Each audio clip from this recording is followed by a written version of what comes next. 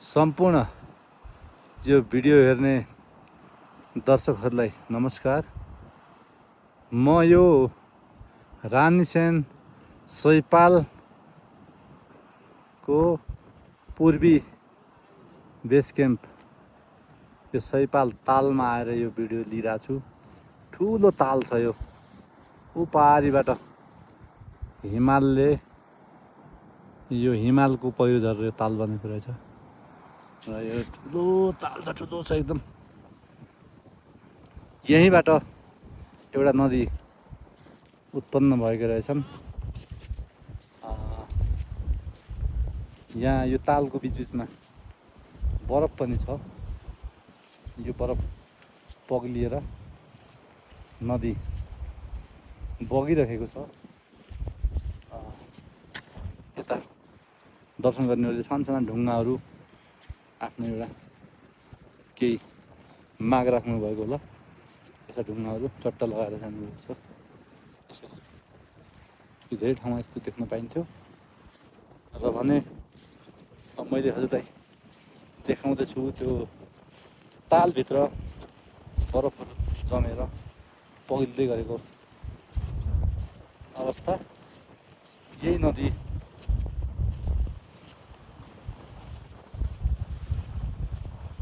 जुन हामी तल रानीसेनको मुहान भन्छौँ, यही हो। यसरी बगेकी छन् नदी।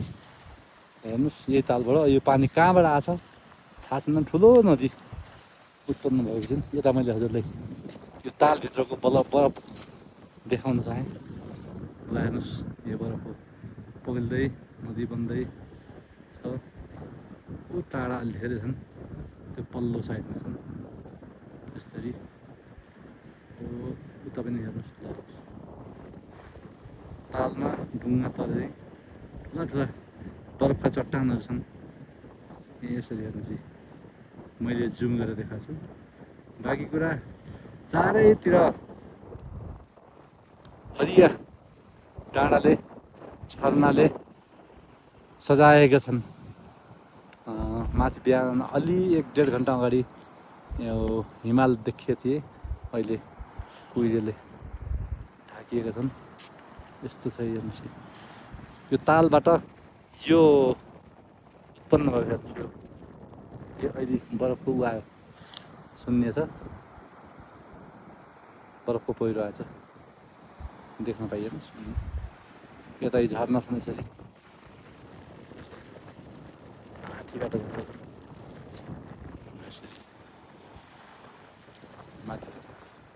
माथि लेकमा नाउर, घोडल अनि चितुवा, भालु के हुन्छ कि हामी त देखेनौँ। यहाँको भोटेहरूलाई सोधेको थियौँ, जो भेडा च्याङ्रा चराउँछन्, उनीहरूलाई सोधेको भयो। मैले नदी देखाउन चाहेँ। हाम्रो बसाइ पनि आज यतै हो, क्याम्पिङ गरेर बस्छन्। अब हेर्नुहोस् यो नदी